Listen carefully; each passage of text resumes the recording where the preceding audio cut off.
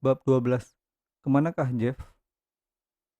Ketiga remaja itu naik taksi ke rumah Mrs. Dunley. Hampir pukul 3. Mereka tiba di sana. Mereka langsung masuk ke dalam. Mrs. Dunley mereka jumpai sedang mondar-mandir di ruang duduk yang luas. Jane duduk meringkuk di sebuah kursi, sambil menarik-narik seberkas rambutnya sendiri. Ditatapnya cermin-cermin di mana bayangan neneknya yang mondar-mandir terpantul berkali-kali. Anda sudah menelpon polisi, Mrs. Dunley? Kata Jupiter, begitu masuk. Belum, dan aku tak akan melakukannya. Aku diperingatkan penculik itu agar jangan menghubungi polisi. Penculikan merupakan tindak kejahatan berat, kata Jupiter, mengajukan alasan. Dan polisi senantiasa berhati-hati. Mereka tak akan melakukan sesuatu yang bisa membahayakan keselamatan korban. Aku tak akan melakukan sesuatu yang memungkinkan mereka menyebabkan keselamatan Jeff terancam, kata wanita itu dengan nada berteriak. Ia menyodorkan sampul surat yang sudah dibuka pada Jupiter.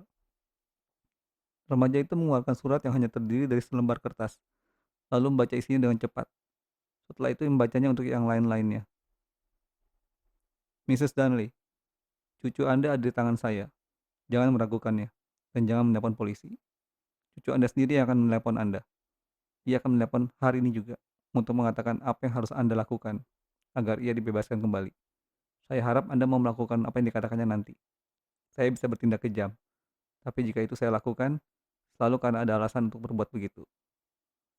Jupe meneliti kertas surat itu. Kertas murahan katanya, bisa dibeli di mana saja. Tulisannya dengan huruf-huruf balok. Si penculik memakai bolpen. Dan menurut perkiraan saya, penulis surat ini bukan orang Amerika. Dan saya rasanya bisa menduga apa yang nanti akan diminta sebagai tebusan. Kita semua bisa memperkirakannya, kata Jin. Cermin hantu itu. Mereka boleh mengambilnya, seru Mrs. Dunley. Aku menyesal. Kenapa pernah melihat barang jelek itu? Jika Santora jahat itu... Senor Santora saat ini terbaring di rumah sakit, kata Bob. Eh, tepatnya tadi pagi, dia ada di rumah sakit. Tahu-tahu Jupiter berdiri dengan cepat. Astaga, serunya. Betul juga, tadi pagi ia ada di rumah sakit. Tapi mungkin kini sudah diperbolehkan keluar. Lebih baik kita periksa saja. Saat berikutnya, ia sudah sibuk memutar nomor telepon rumah sakit tempat Santora dirawat. Ia berbicara sebentar dengan petugas telepon di ujung sana. Oh begitu, terima kasih, katanya menutup pembicaraan. Santora sudah keluar, katanya setelah itu, pada Mrs. Dunley dan yang lain-lainnya. Kapan Jeff tadi meninggalkan rumah? Pukul 11, kata Jean. Mungkin juga setengah 12. Kalau begitu bisa saja Santora yang menculik, kata Jupiter menyimpulkan. Meski baru pukul setengah 11 dia meninggalkan rumah sakit, dia masih tetap bisa melakukannya. Setelah itu Jupiter menelepon lagi, menghubungi Hotel Beverly Sunset. Petugas telepon di situ menyambungkannya dengan kamar Santora. Ternyata orang itu sendiri yang menerima. Jupiter cepat-cepat memutuskan hubungan. Jadi Santora ada di hotel itu, kata Bob. Bagaimana jika aku ke sana untuk mengamat-amatinya? Kalau Pete, jangan-jangan nanti di sana ada orang yang ingat pernah melihatnya kemarin. Mrs. Dunley mengambil tas yang terletak di atas meja kecil. Dikeluarkannya uang beberapa lembar dari dalam dompet, lalu diberikannya pada Bob. Kau pakai taksi saja, kata wanita itu. Dan kalau sudah sampai di hotel, kau harus menelpon kemari. Bob menerima uang itu. Baik, akan saya kerjakan. Dan jangan khawatir, saya akan bisa sampai terlihat oleh Santora. Setelah Bob pergi, mereka yang masih tinggal dalam ruang duduk itu membisu. Keempat-empatnya termangu-mangu. Kening Jupiter berkerut. Pete mendatangi cermin demi cermin, diperhatikannya satu-satu. Gerak-geriknya saat itu seolah-olah belum pernah melihat bayangannya sendiri dalam cermin. Pukul 4 kurang seperempat, telepon berdering. Jin meloncat bangkit, serempak dengan Jupiter.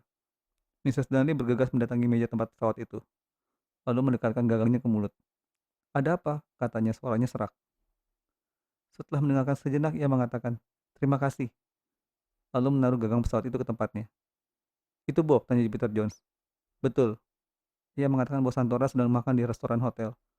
Bob mengamat-amati dari ruang depan. Katanya ia akan tetap di situ. Jadi tentang itu sudah beres untuk sementara ini, kata Jupiter Jones. Coba kita bisa tahu, di mana laki kurus itu sekarang berada, kata Pete. Begitu pula Baldini.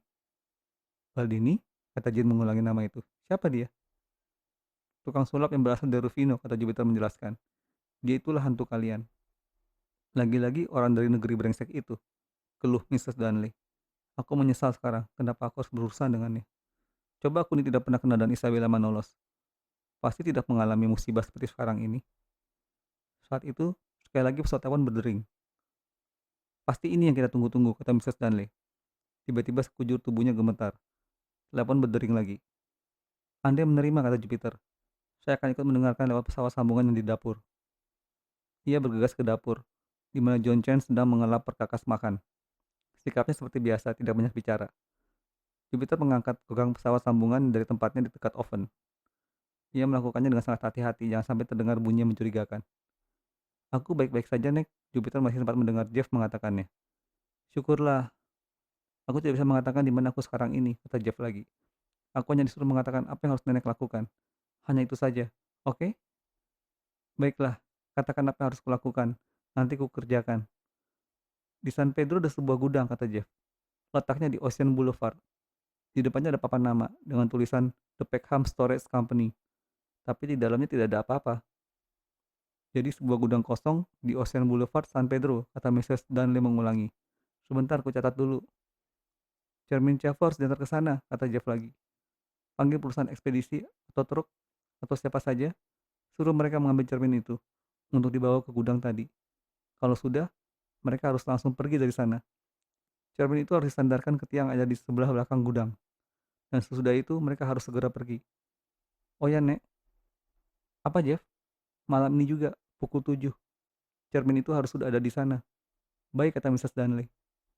Nanti sudah itu beres, aku akan menelpon lagi, kata Jeff. Kata orang itu aku tidak boleh menelpon nenek lagi. Tapi baru jika cermin sudah ada padanya. Setelah itu sambungan diputuskan.